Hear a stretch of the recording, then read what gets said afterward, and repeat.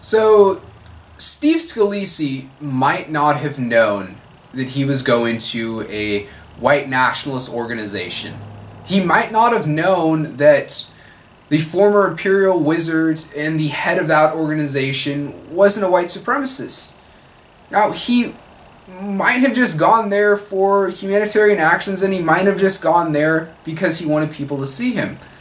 But even if you buy that, it's incredibly doubtful knowing all the preemptive information. Now, the white supremacy and the white racism that occurs throughout the United States is much bigger than Steve Scalise. No, he's just one of the boats. For the last 50 years, after the Jim Crow laws, after the end of desegregation, the Republican Party and the conservative movement realized that, yeah, Americans generally believe that African Americans should have basic voting rights, they should be given the same education, and all these basic necessities.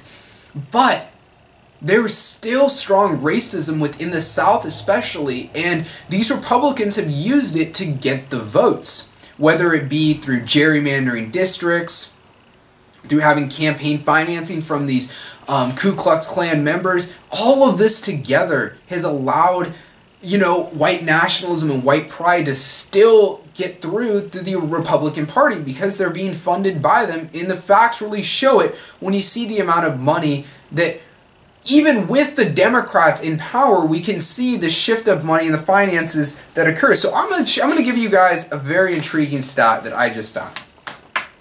And this is very true. So, white non-Hispanics only make up 42% of the poor within the United States. All right, just 42%. But they receive 69% of government benefits. 69%, yet 42% are poor. So even in a mixed Democratic and Republican state, the white people are still getting most of the benefits. And I mean, if you can look at it, the best we had was in the early 2000s under Clinton. It was still terrible. I mean, the average white family made 10 times more than the average black family. But now in 2014, progress should have happened. We had our first black president. But if you look at the numbers, the average white family makes 13 times more than the average black family. Now just to strike down one of the main conservative claims, well, they'll say, well, whites just work harder. Really? Really? They, on average, work 13 times harder than the average black family? That's just silly to think that. That's just silly to think that a group of people works 13 times less hard than the average white family. I mean, just doesn't make any sense, right? That's because it's true. The Republican Party gets its votes because it likes to conserve the original America that was white and all these kinds of things.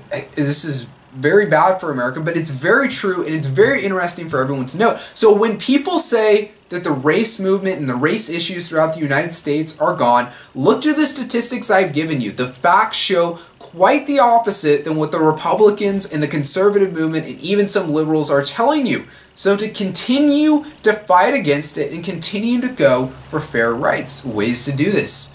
Go to protest movements, go fight against this, go call up your congressman, do whatever you can to try to make sure money is allocated in the correct way so the poor actually get their funding.